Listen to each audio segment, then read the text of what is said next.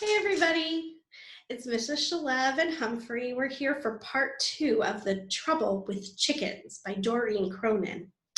As we learned last time, JJ Tully is our guard dog, a search and rescue guard dog. And here is, it's really hard to see, I'm sorry. And here is the little chicken moosh that he is saving, the baby chicks that were taken from. So Moosh's baby chicks were taken and they're trying to figure out who it was. And there is a note that was sent to Moosh, and it says, "I have your peeps. Behooves you to rendezvous. Twilight, your place." And that was the note that Moosh the chicken got. She has 4 baby chicks. 2 of them are Sugar and Dirt. Those are what their names are. It's silly. And then the other 2 have been taken, and we don't know by who. JJ Tully, the guard dog, was looking for the scent, and then what happened was it started to rain and he lost it. So the note says, "I have your peeps. It behooves you to rendezvous, twilight at your place." This means, I have your baby chicks. It behooves you to rendezvous.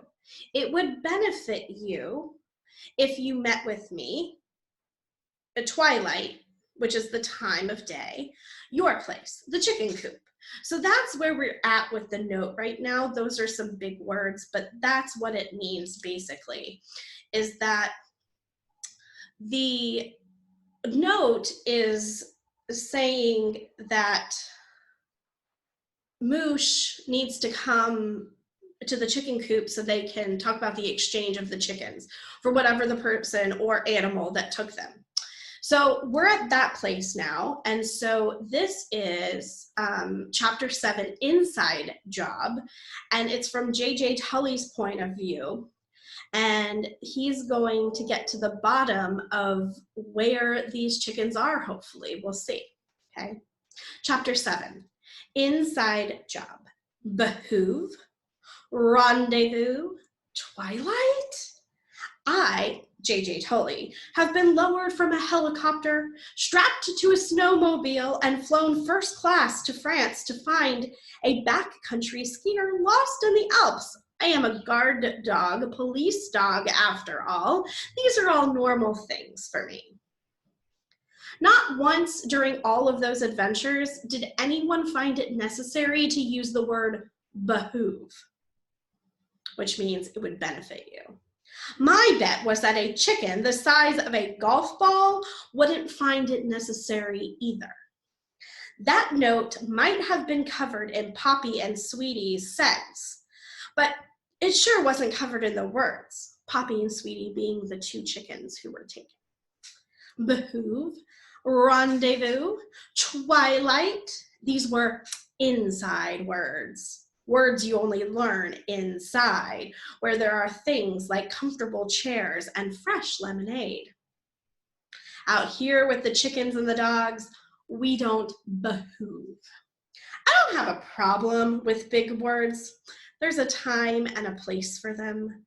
And a muddy note in a chicken coop did just not seem like the right place. Outside, the rain had gone from a storm to a standstill.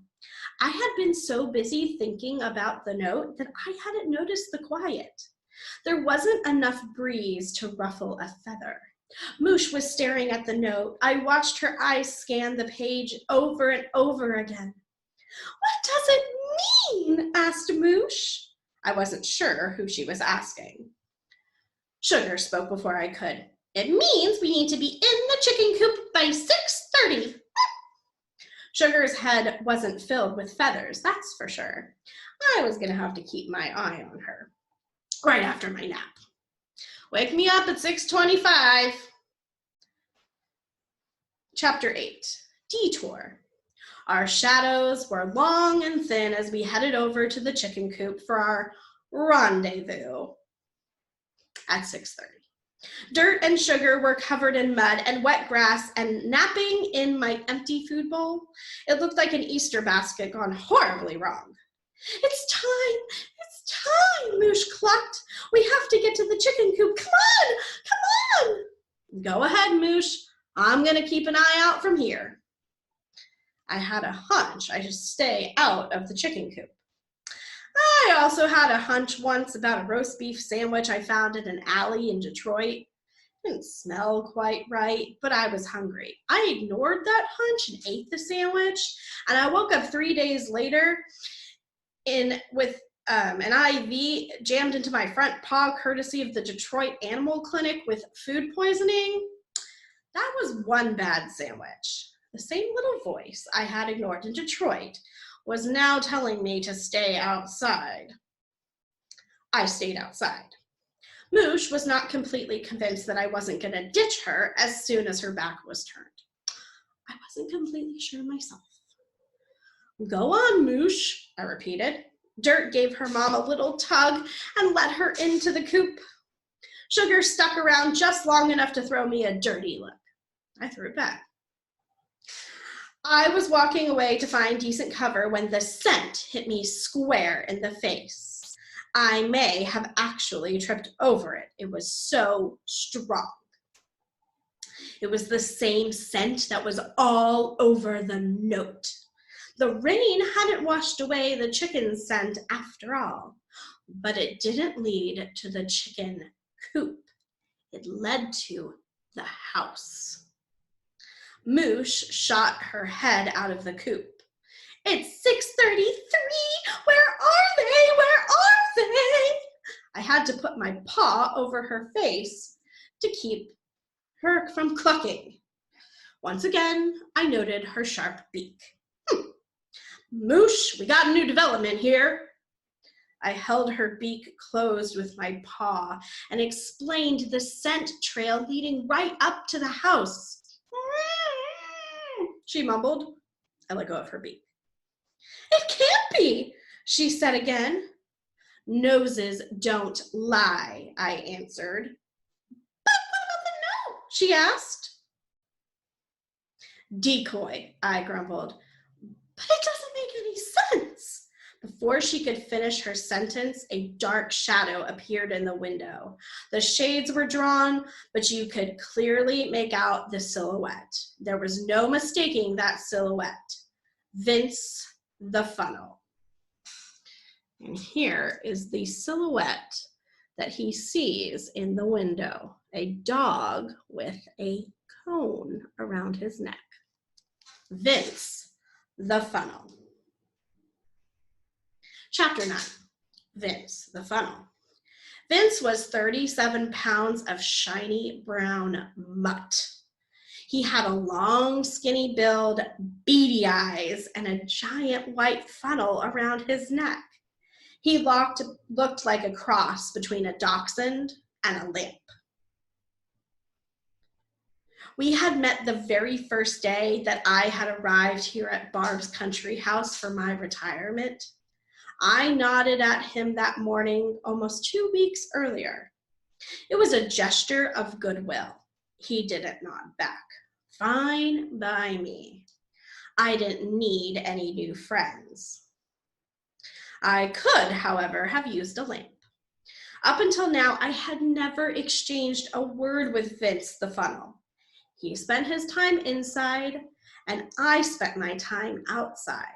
I preferred to keep things this way. But a deal is a deal, even if you make it with a crazy chicken, I promised her.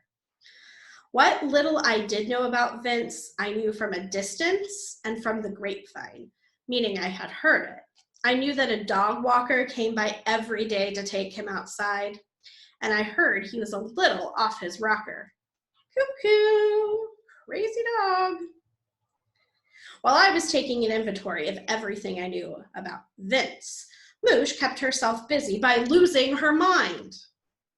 Vince the funnel has my chicks, screamed Moosh. She was running around like a chicken without a head. Wait.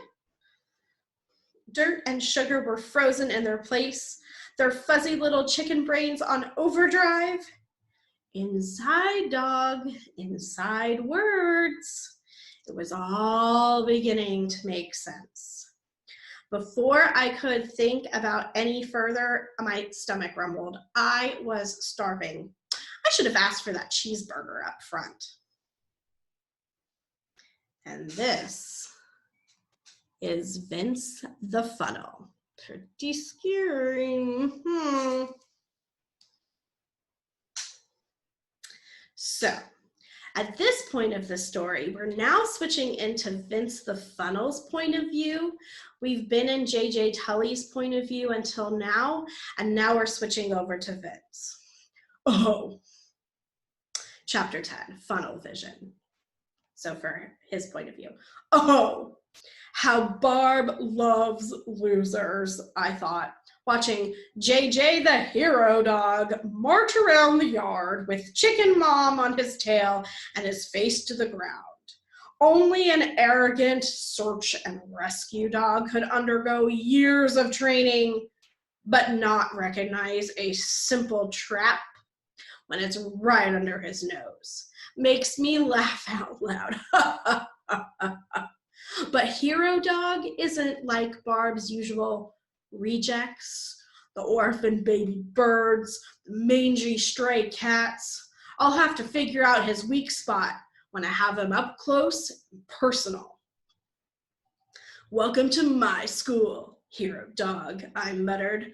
No medals and no parades here, pretty boy. Just my house, my yard, and my rules. Soon, you'll meet one brilliant alpha dog who doesn't like company. I chuckled to myself, and then I leaped off the table in front of the window. On the way down, the funnel caught the edge of the lamp, and it crashed to the floor. The lamp shattered. A bulb burst. 2 tiny chickens squawked. I couldn't have planned it better myself.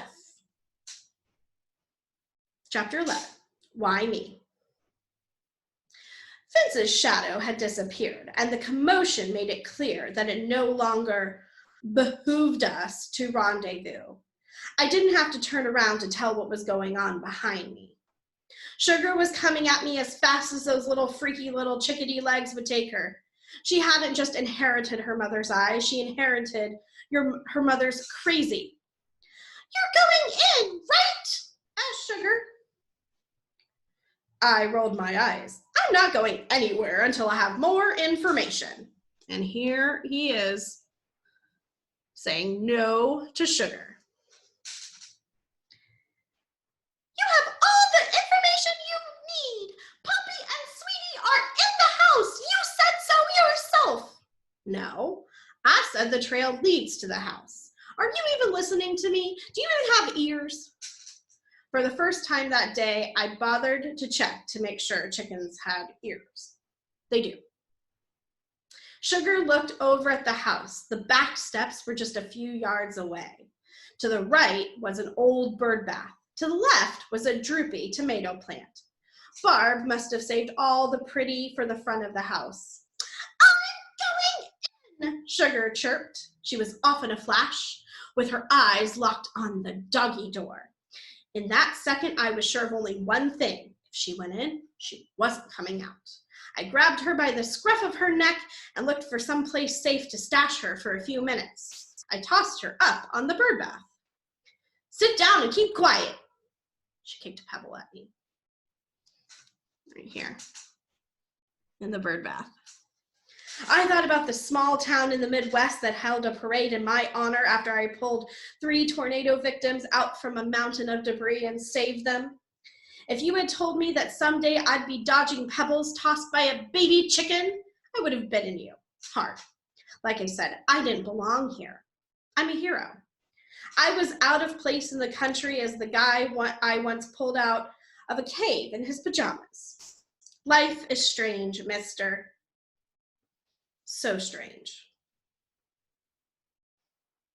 Chapter 12, Come on down. The stairs leading up to the back door were steep and narrow. Each one sagged a little more than the one above it. The back door was rusty and crooked with one small window and a floral shade. I steadied myself on my back paws and then peered in through the strip of glass beneath the bottom of the shade. I could see down a long, dark hallway with a polished floor. Off to the right, I could just make out the edge of a refrigerator in an orange kitchen. Straight ahead, at the end of the hallway, was a dark room with a big screen TV showing a game show.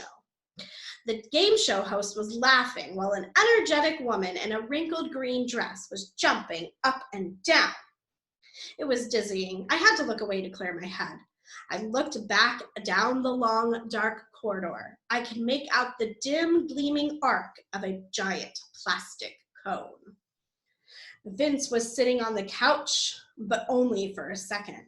Before I could even get my front paws back down to top speed, he leapt off the top step. He leaped off that couch and charged the back door. Except at the moment that Vince should have been crashing through the doggy door, he was just crashing. He was trying to get out, but the funnel had other ideas. That mutt was in the fight of his life with his own neck. He lost the fight. But I have to admit, at that moment, he'd have won just a little bit of my respect if it hadn't been for the fact that he spent his entire life drinking out of a toilet bowl. It was time to pull Sugar off the bird bath. One problem. There was nothing in that bird bath but dirty water and a wet note. Sugar was gone. I didn't need the note to tell me where she was. She was in the house. Call it a hunch. I met up with Moosh and Dirt at the back at my doghouse and showed them the note. 3 down, 1 to go. That's what the note said. I thought Moosh might crack into a million little pieces. Here are the hard facts. I can't get into the house. Vince will smell me coming a mile away. But we need more information if we're going to get them out of there. Dirt was all ears. Moosh was all mouth. I can fit through the door. I'll go in, she said. Her left foot was bouncing up and down again. That strange tick was really getting on my nerves. I've seen you under pressure, I answered. Bad plan. There's only one of us who can pull this off. Dirt planted her feet, raised her dark eyes, and stuck out her skinny chest. She looked like a toothpick with a head. She was about to speak when a ladybug flew by. Pretty polka dots, she remarked. Oh, brother. And here is Dirt, the little chicken, and JJ Tully, and he's saying, oh my. So let's see tomorrow what happens. So we've got Vince the funnel dog, which is the bad dog that's inside the house. And he's kind of scary and he's got a big, deep voice. That's why I read him in a deeper voice. And then we have Dirt and Sugar. Sugar went in to go get her siblings and the note said 3 down and then I'm gonna get Dirt. And that's from Vince the funnel. Vince the funnel doesn't really like JJ Tully at all. So we're gonna find out what happens tomorrow and see if they can go in and rescue Sugar and the other 2 baby chicks. So tune in tomorrow and you'll get to see more of the story. I really hope you enjoyed it and I can't wait to continue reading with you.